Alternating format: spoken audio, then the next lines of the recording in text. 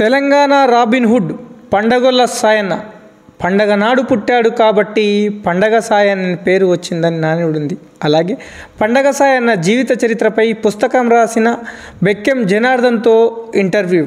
అలాగే హరిహర వీరములు సినిమాని అడ్డుకొని తీరుతాం, కాపీరైట్ కేసులు వేస్తాం, పండగ సాయన్న స్టోరీని వాడుకొని పండగ సాయన్న పేరు పెట్టకపోతే పోరాడుతామంటున్న పండుగొల్ల సాయన్న వారసులు.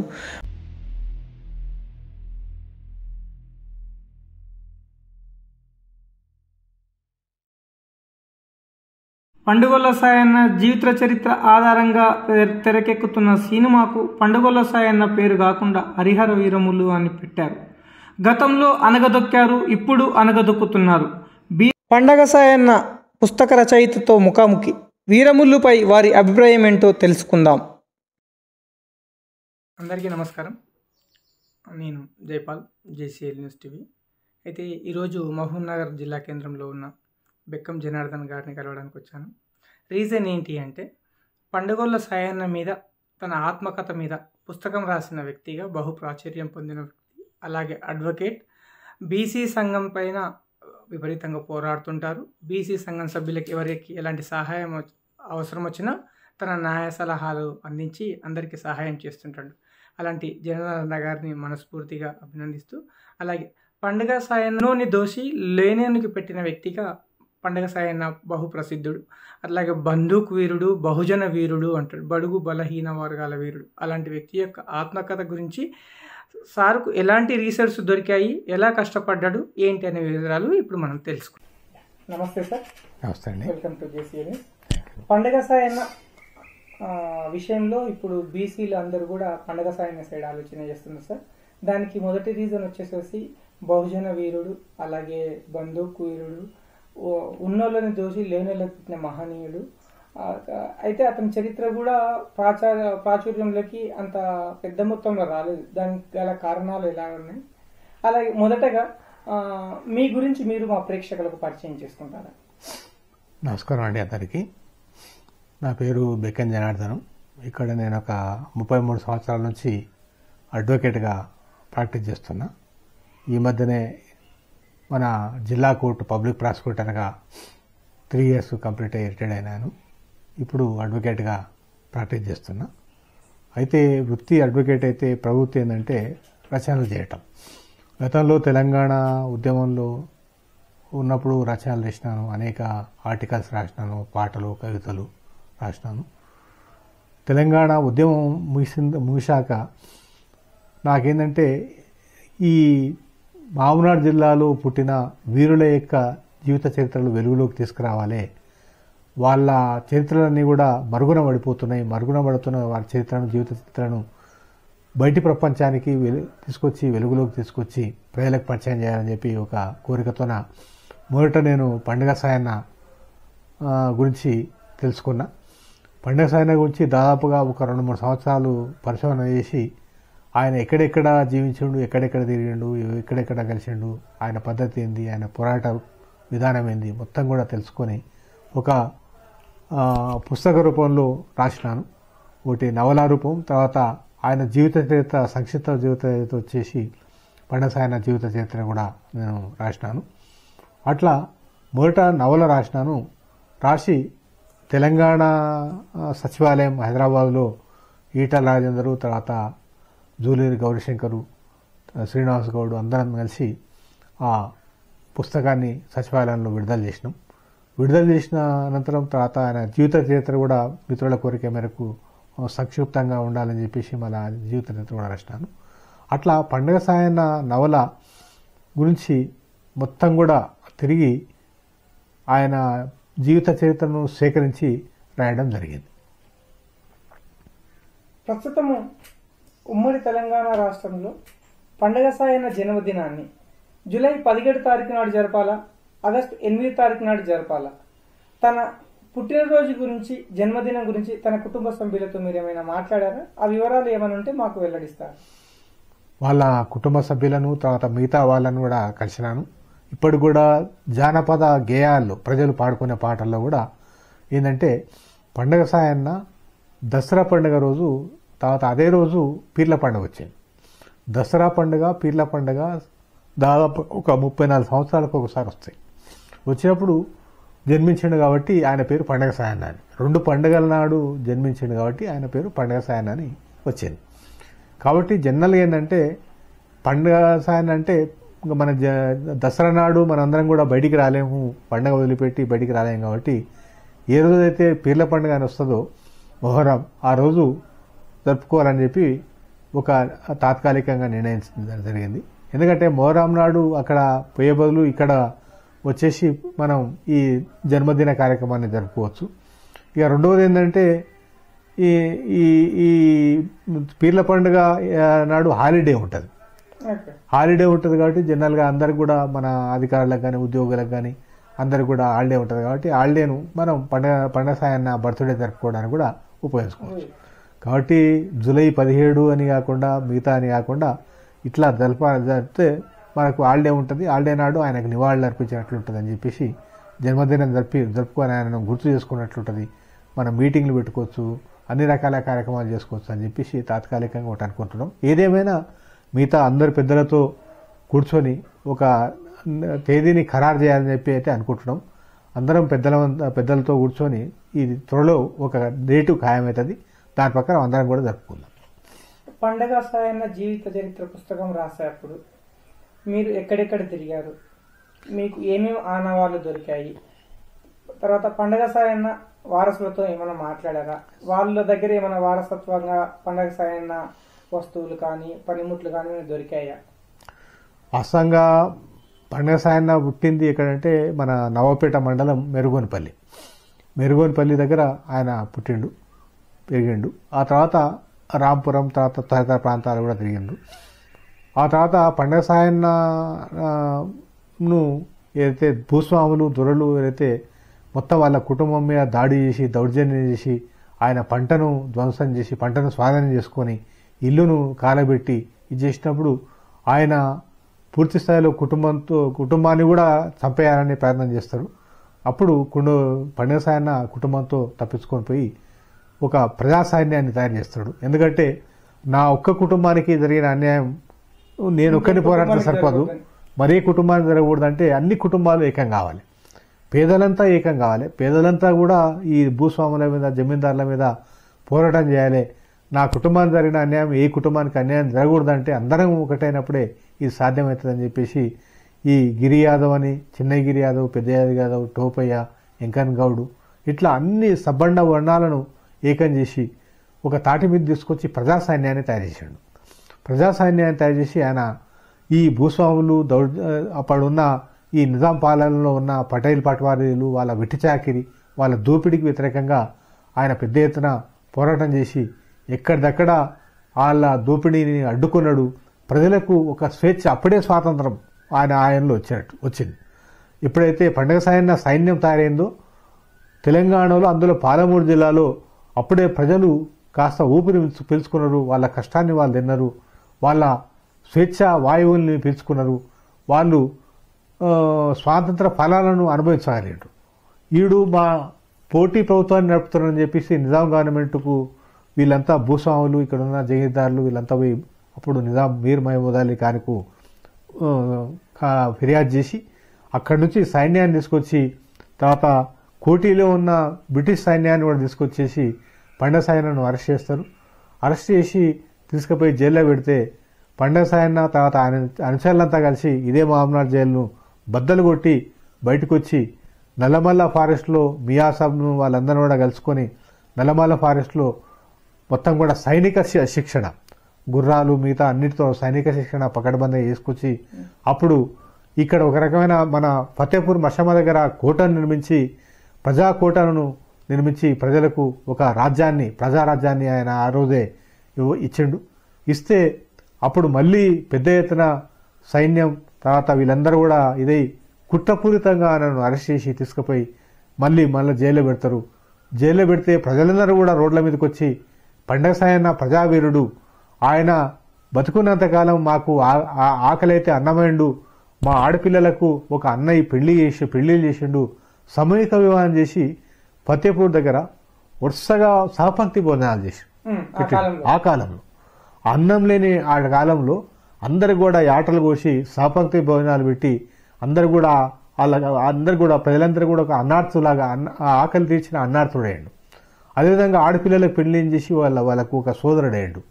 అట్లా ఇది చేసిండు. మా ప్రజావీరుణ్ణి ఆయన చంపొద్దని చెప్పి వేలాది మంది మహబూబ్నగర్ జిల్లా వీధుల్లోకి వచ్చి అప్పుడు కథం దొక్కుతారు. కథం దొక్కితే అప్పుడు మన వనపర్తి మహారాణి ప్రజల యొక్క ఆదరణను వాటిని చూసి ఆమె నిజాం గవర్నమెంట్ దగ్గరకు పోయి మీర్ మహమూద్ని కలిసి, అయ్యా అందరిలాగా ఆయన దొంగ కాదు, మీకు ఈ భూస్వాములు జాగీర్దారులు అందరు పటేలు పటవాళ్ళు కలిసి మిమ్మల్ని తప్పుడు సమాచారం ఇస్తున్నారు, మిమ్మల్ని మిస్గైడ్ చేస్తున్నారు, మీరు అర్థం చేసుకోండి. ఆయన ప్రజల కోసం అనేక త్యాగాలు చేసిండు, ప్రజల కోసం చెరువులు దోవిండు, ప్రజల కోసం బావులు దోవిచ్చిండు, ప్రజల కోసం ఆయన ఆ సహపంక్తి భోజనాలు చేసిండు, వాళ్ళ పెళ్లిళ్ళు చేసిండు, పేరంటాలు చేసిండు. అట్లాంటి దానివల్ల ప్రజలందరూ కూడా ఒక ఆరాధ్య దైవమేండు. అతన్ని గాన చంపితే మీ గవర్నమెంట్ కుప్పకూలిపోతుంది, మంచి పద్ధతి కాదు అది. ఇంకోటి అట్లాంటి ప్రజావీరుణ్ణి చంపడం అనేది మంచి పద్ధతి కాదని చెప్పి ఆమె అడ్డుపడితే, అమ్మా నువ్వు అట్లా నువ్వు ఊకే అడిగితే సరిపోదు, నువ్వు జమానత్ ఇవ్వాలంటే అప్పట్లో ఆమె రాణి శంకరమ్మ 10,000 రూపాయల జమానత్ ఇస్తుంది. ఆ 10,000 రూపాయల జమానత్ ఇస్తే అప్పుడు నిజాం గవర్నమెంట్ స్టే ఆర్డర్ ఇస్తుంది, మార్ మత్ చోడో అని చెప్పి బ్రీఫ్గా ఒక సెంటెన్స్ ద్వారా టెలిగ్రాఫిక్ ఆర్డర్ పంపిస్తుంది. పంపిస్తే ఇక్కడ వచ్చిన తర్వాత మార్చారు. మార్మత్ చోడో అనేది ఇక్కడ వచ్చిన తర్వాత ఇక్కడ ఉన్న భూస్వాములు ముఖ్యంగా వెంగళరావు అనే పట్వారి, అన్నం పట్వారి మార్మత్ చోడో దగ్గర దగ్గర పులి స్టాప్ పెడతాడు.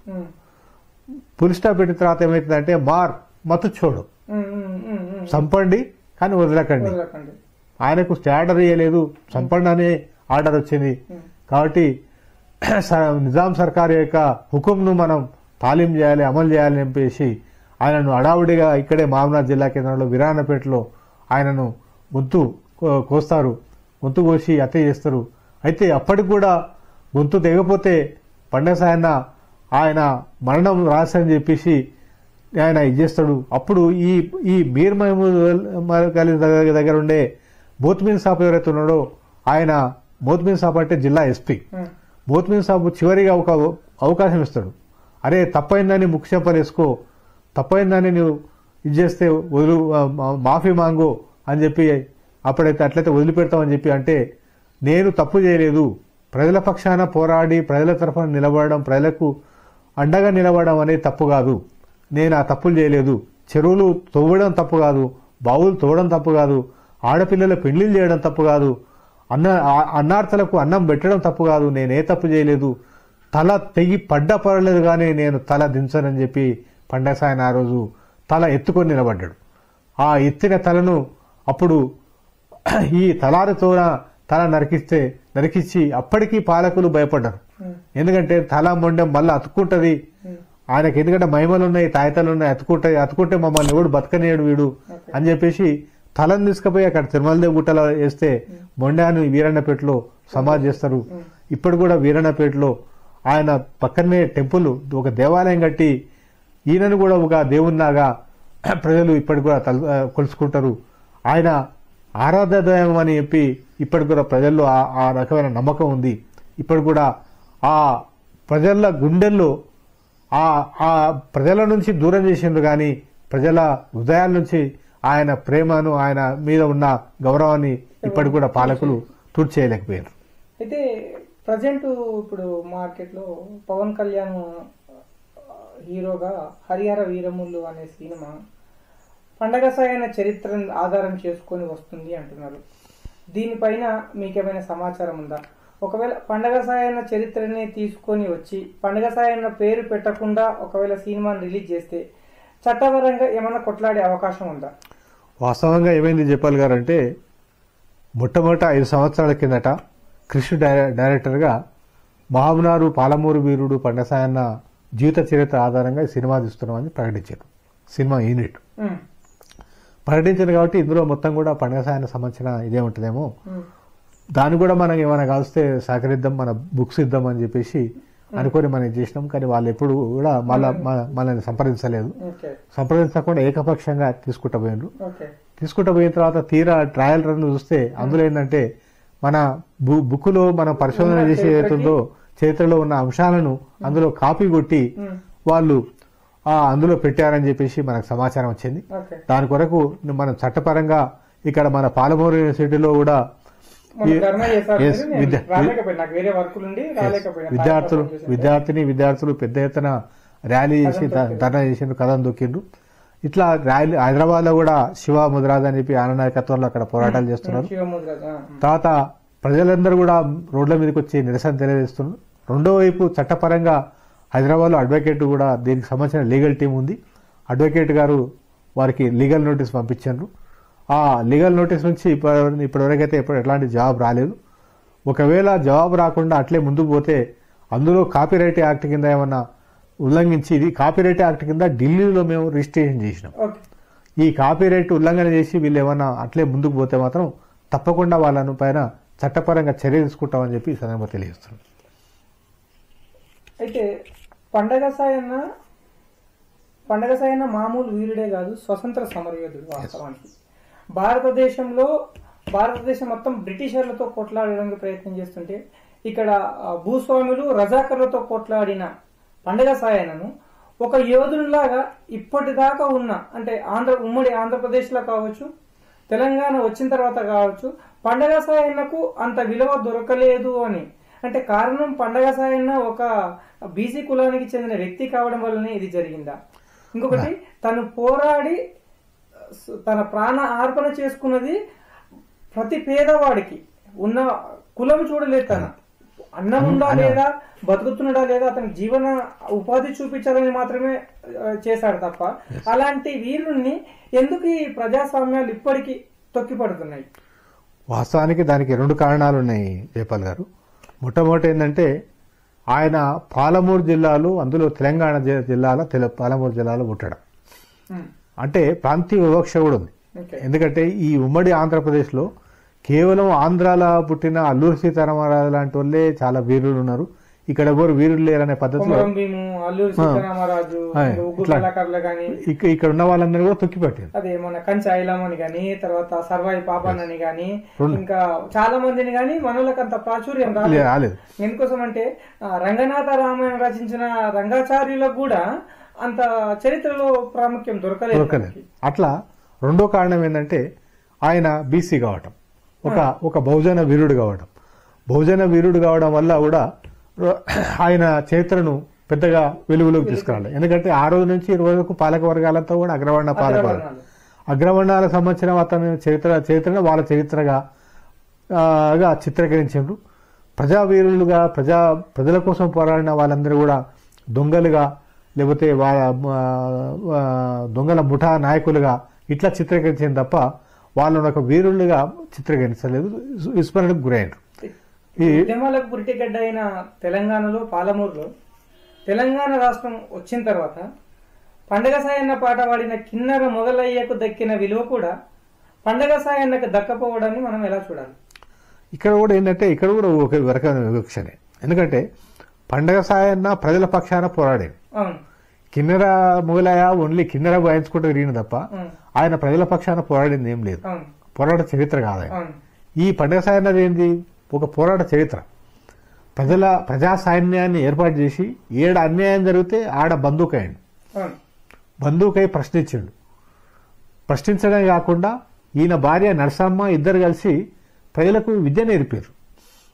వీళ్ళు నేర్చుకున్నారు, ఆ కాలంలో నేర్పినారు. విద్య వల్లనే మన జీవితాలు మారుతాయి అని పెన్ను గన్ను పట్టిన ఒక వీరుడు, ఇంతటి పెద్ద వీరుడు, ఇంతటి సాహసోపేరితమైన చరిత్ర గల వీరుడిని పాలక వర్గాలు ఇప్పటికి కూడా గుర్తించలేదు. నిజానికి అన్ని పార్టీలలో కూడా ఈయన ఒక బీసీ అని ఒకటి, రెండోది ప్రజల పక్షాన్ని నిలబడి ప్రాణం ఇచ్చిండని చెప్పి ఇప్పటికి కూడా అన్ని పార్టీలలో ఎవరున్నారు జయపాల్ గారు? అగ్రవర్ణ నాయకత్వం ఉన్నారు. నువ్వు బీజేపీ తీసుకో, కాంగ్రెస్ తీసుకో, అన్ని పార్టీలు అగ్రవర్ణాలు. కాబట్టి వాళ్ళు ఒక బీసీ యోధుడు, బహుజన వీరుడైన పండగ సాయన్న అంటే వాళ్ళకంత ప్రేమ సహజంగా రాదు. అయితే ఈ సమస్య ఇలాగుంటే కొత్తగా కాల్వకుంట్ల కవిత, ప్రస్తుత ఎమ్మెల్సీ, బీసీ పార్టీని ప్రకటించడము, ఆమె బీసీ కాకపోవడాన్ని బీసీలు బహుజనులు ఏ కోణంలో చూడాలి? నా ఉద్దేశంలో ఇక్కడ జయపాల్ గారు ఏంటంటే ఇప్పుడు రేవంత్ రెడ్డి బీసీ ఏం కాదు, కానీ బీసీ నిర్ణయం వెతుకున్నాడు. తర్వాత బీజేపీకి సంబంధించిన విద్యాసాగర్ రావు బీసీ ఏం కాదు, కానీ బీసీ ముఖ్యమంత్రి చేస్తామంటారు ఏకంగా. ఎందుకంటే ఎట్లా గవర్నమెంట్ రాదని తెలుసు వాళ్ళకి. అధ్యక్ష పదవి ఇవ్వడానికి ఒప్పుకోని ముఖ్యమంత్రి చేస్తా అని వాళ్ళు ప్రజల సేవలో పూలు పెడుతున్నారు, కమలం పూలు.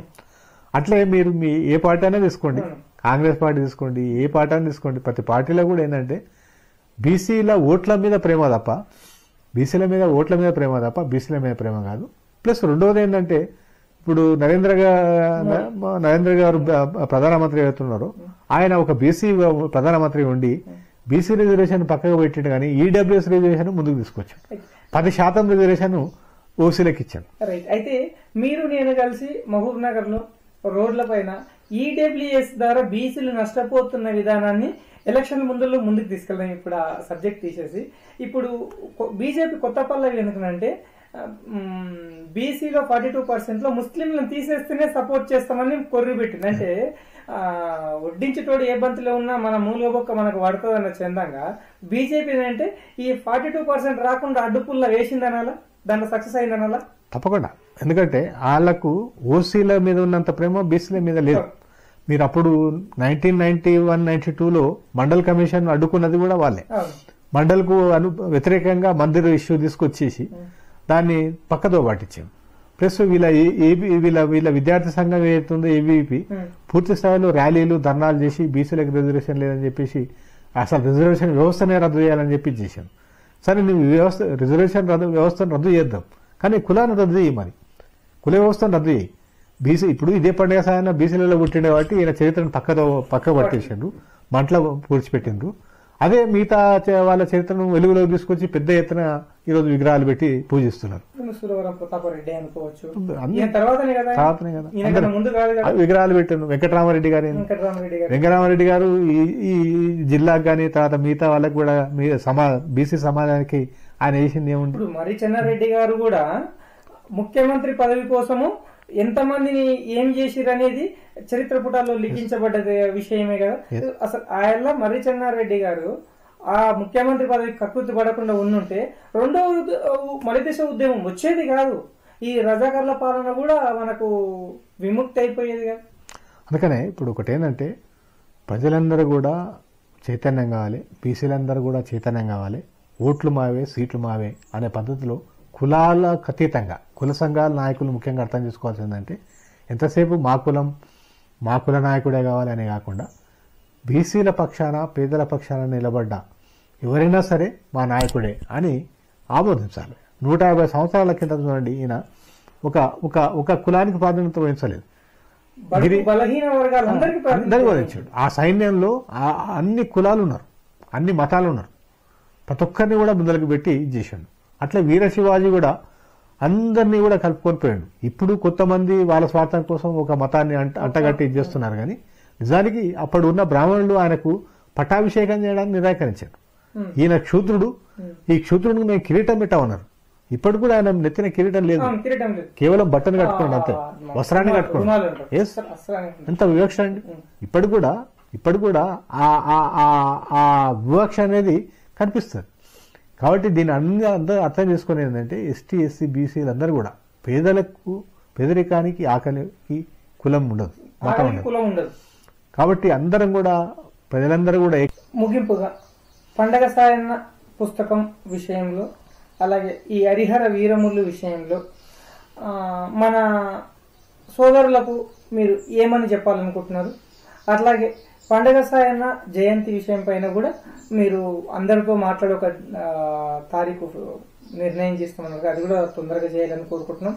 అలాగే మన పండగ సాయన్న వారసత్వ సంపద భావి తరాలకు అందివ్వడానికి ఇప్పుడున్న సమాజం ఏ విధంగా కృషి చేయాలి? ఇప్పుడు హన్వాడ దగ్గర ఒక అతను మన పాటలు అవి చేస్తుంది, హన్వాడ ఇక్కడ మక్కల దగ్గర. సో అలాంటి కళాకారుని వెలుగులోకి తీసుకొచ్చేసి మనము ముందుకు తీసుకెళ్ళడానికి మీరు ఏ విధంగా ప్రయత్నం చేస్తారు? ముఖ్యంగా నేను భావితరాలకు తెలియజేసేది ఏంటంటే, ఇందాక చెప్పినట్లుగా ఆ రోజు మాఫ్ కరో తప్పైంది అని ముక్కు చెంపలు వేసుకుంటే పండగ సాయన్న ప్రాణం దక్కేది. కానీ తల తెగి పడ్డా పర్వాలేదు కానీ తల దించనన్నాడు. అట్లా తల దించనందుకే ఆ రోజు తల నరికిండ్రు. కానీ ప్రజలందరూ ఈరోజు తల ఎత్తుకునే ఆత్మగౌరవాన్ని ఈరోజు నిలబెట్టారు. అట్లా మనందరం కూడా ప్రాణత్యాగానికి కూడా సిద్ధమైన ఆయన తల దించకుండా ఆత్మగౌరవాన్ని నిలబెట్టిండు. మరి మన ఓటు మనకేసుకోనికే మనకేమైంది? ఇప్పుడు ప్రాణత్యాగం ఎత్తుకేసుకోలేదు. ప్రాణత్యాగాలు ఏం కాదు. కాబట్టి నేను చెప్పేది ఏంటంటే ప్రజలందరూ కూడా మన ఓటు మనం వేసుకోవాలనే పద్ధతి మీద ఓటు పోవాలి. రెండవది ఏంటంటే దానికి తగ్గ నాయకత్వ లక్షణాలు ఉన్న వాళ్ళు కూడా నాయకులు కూడా ముందుకు రావాలి. ఎందుకంటే ఈరోజు ప్రజల కోసం, ఆస్తుల కోసం, డబ్బుల కోసం ముందుకు వచ్చి స్వార్థం కోసం పనిచేస్తే ప్రజలు నమ్మరు. ఈరోజు ప్రజానాయకులు ఎవరైతే ఉన్నారో ప్రజల కోసం ఏ త్యాగానికైనా సిద్ధమై పండుగ సాయాన్ని అడుగుదాడల్లో నడవాలి. అప్పుడే ప్రజలు నమ్ముతారు. ఇక మూడవది, పండుగ సాయన్న జయంతి అనేది పీర్ల పండుగ నాడు జరుపుకుందామా, లేకపోతే దసరా నాడు జరుపుకుందామా, లేకపోతే ఏదన్నా ఓ డేట్ పెట్టుకుని జరుపుకుందామా అనేది దానికి సంబంధించి ఒక కమిటీ ఫామ్ అయింది. ఆ కమిటీ ఆధ్వర్యంలో చర్చ జరుపుతాం. ఏదో ఒకటి ఫైనల్ చేసి తప్పకుండా ఈ నెల లోపలనే మొత్తం దాన్ని ఖాయం చేస్తామని చెప్పి కూడా తెలియజేస్తున్నాం. ఇక ప్రజలందరూ కూడా ఈ సందర్భంగా ఏంటంటే ఆ తేదీ ప్రకారం ఆయన బర్త్డే జరుపుకుంటే బాగుంటుందని చెప్పి భావిస్తున్నాం. హరిహర వీరమల్లు పైన లీగల్ గా సినిమా రిలీజ్ అయిన తర్వాత మాత్రమే మీరు ఫర్దర్ యాక్షన్ గా రెడీ అవుతారు. అప్పుడు కాలక్రమంలో మీడియా ప్రకారంగా మేము కలిసి వస్తాం, యువత కలిసి వస్తుంది. అలాగే నెక్స్ట్ ఇంకోటి ఏంటి అంటే హన్వాడలో విగ్రహ ప్రతిష్ట రోజు ప్రారంభోత్సవ సందర్భంగా అక్కడికి వచ్చిన మన నాయకులు 100 అడుగుల పండసాయన్న విగ్రహాన్ని మన మన్నెంకొండ దగ్గర ఏర్పాటు చేస్తామని హామీ ఇచ్చారు. అప్పటికి మన వాకటి శ్రీహరి గారు మంత్రి పదవి వస్తారా రాదా డైలమా అని ఇప్పుడు మంత్రి వచ్చారు. ఇప్పుడు ఆ విగ్రహం ప్రతిష్ట కార్యక్రమం కూడా అవుతే మనకు ఒక పెద్ద పాలమూరు జిల్లా వాసులకి ఊరట అవుతుంది. మన దేవుణ్ణి మనం కోల్చుకునే ఒక ప్రయత్నం కూడా జరుగుతుంది. దీనికి మీరు ఏమైనా వాకటి శ్రీహరి గారు మంత్రిగా ప్రమాణానికి స్వీకరించిన కలిసారా? దానిపైన మంత్రి గారు ఏమన్నారు తెలుపుతారా? అదేనమాట నేను రెండోది చెప్పేది ఏంటంటే ఈ హరిహర వీరమల్లు తప్పకుండా సినిమా రిలీజ్ అయిందాడే ఇప్పటికే లీగల్ నోటీస్ పంపించినాం కాబట్టి సెన్సార్ బోర్డు కూడా పంపించాం. డైరెక్టర్కు, ప్రొడ్యూసర్కుతో పాటు సెన్సార్ బోర్డు కూడా పంపించాం. కాబట్టి సినిమా చూసిన తర్వాత తదుపరి చర్య తీసుకుంటాం. మూడోది, వాకిటి శ్రీహరి గారు మంత్రి గారితో నాకు కలవడం జరిగింది. భవిష్యత్తులో కూడా కలుస్తాం. వారు ఏదైతే మన హన్వాడ పండుగ సాయన విగ్రహావిష్కరణ సందర్భంగా వారు అని మామనార్ ఎమ్మెల్యే గారు ప్రామిస్ చేశారు. 100 విగ్రహాన్ని తర్వాత పార్కు ఒకటి పండుగ సాయన పార్కు అని చెప్పేసి అక్కడ మన్నెంకొండ దగ్గర ఏర్పాటు చేస్తామని హామీ ఇచ్చిండ్రు. ఆ హామీని నిలబెట్టాలని చెప్పేసి నేను ప్రజలందరి తరఫున విజ్ఞప్తి చేస్తున్న వాళ్లకు. ఎందుకంటే ఒక ప్రజావీరుని యొక్క త్యాగం విషయంలో మనం గౌరవంగా ఉండాలి కాబట్టి దీన్ని ఉందాగానే ఆ కార్యక్రమాన్ని నిర్వహిస్తే బాగుంటుందని చెప్పి నేను వాళ్ళందరూ కూడా విజ్ఞప్తి చేస్తున్నా. ఇది రాజకీయాలకు, పార్టీలకు అతీతంగా చేయాల్సిన పని. ఎందుకంటే ఏ రాజకీయ పార్టీకి, ఏ రాజకీయ నాయకునికి సంబంధించింది కాదు ఇష్యూ. ఇది ప్రజలందరికీ సంబంధించిన ఇష్యూ, ప్రజా వీరునికి సంబంధించిన ఇష్యూ. కాబట్టి ఒక హుందాగా దీన్ని ఆ విధంగా నిలబెడతా ఉండడం వల్ల వాళ్ళకే మంచి పేరు వస్తుంది. ఎందుకంటే ప్రజలందరూ కూడా శబాష్ అంటారు తప్ప, ఎందుకంటే రకరకాల దానిపైన ఖర్చులు పెడుతున్నాం. ఈరోజు అందగత్తెలు ప్రపంచ అంతర్జాతీయ అందగత్తెల కార్యక్రమాలు చేసి తీసుకొచ్చి అందగత్తెలు చూపించారు పిల్లల వల్ల. మరి ఈ పండుగ సాయన యొక్క విగ్రహాన్ని పెట్టడానికి డబ్బులు లేవంటే అది నమ్మశక్యంగా ప్రజలు నమ్మరు. కాబట్టి అందాల భామాలకు 300 కోట్లు 400 కోట్లు ఖర్చు పెట్టి ఆఫ్టర్ ఆల్ గా 3 కోట్లు పెడితే ఆడ మ్యూజియం అవుతుంది బ్రహ్మాండంగా. 100 విగ్రహాల ఇది మ్యూజియం అవుతుంది. తర్వాత 100 అడుగుల విగ్రహం కూడా అవుతుంది. 119 ఎకరాల గైరాన్ భూమి ఉండనే ఉంది. 119 ఎకరాల గైరాన్ భూమి గురించి రాఘవేంద్ర రాజుతో కలిసి వార్త రాశాను. మన దగ్గర ఆధారాలు కూడా అడ్వకేట్ గా మీకు కూడా ఈ విషయం తెలుసు. సో వాళ్ళ భూమి సమస్య కూడా ఏం లేదు. కాబట్టి మీరు అనుకుంటే మనసు ఉంటే మార్గం ఉంటుంది. కాబట్టి తక్షణం దాన్ని ఆ కార్యక్రమం చేస్తే బాగుంటుందని చెప్పి ముఖ్యంగా వాకిటి శ్రీహరి గారు మంత్రి అయిన సందర్భంగా వారికి నేను దాన్ని అభినందనలు తెలియజేస్తూ విజ్ఞప్తి చేస్తాను. అడగండి అమ్మాయినా పెట్టదు కాబట్టి ఒకసారి మంత్రి గారిని కూడా మనం వెళ్ళి కలుద్దామంటే ఈ జేసీఎల్ న్యూస్ టీవీ కూడా మీతో పాటు కలిసి నడుస్తుంది, పోరాడుతుంది ప్రజల కోసము. మీ విలువైన సమయం మాకు కేటాయించి పండుగ సాయన జీవిత చరిత్ర అట్లాగే హరిహర వీరమల్లు సినిమా పైన స్పందించినందుకు ధన్యవాదాలు. థ్యాంక్స్ అండి, ధన్యవాదాలు.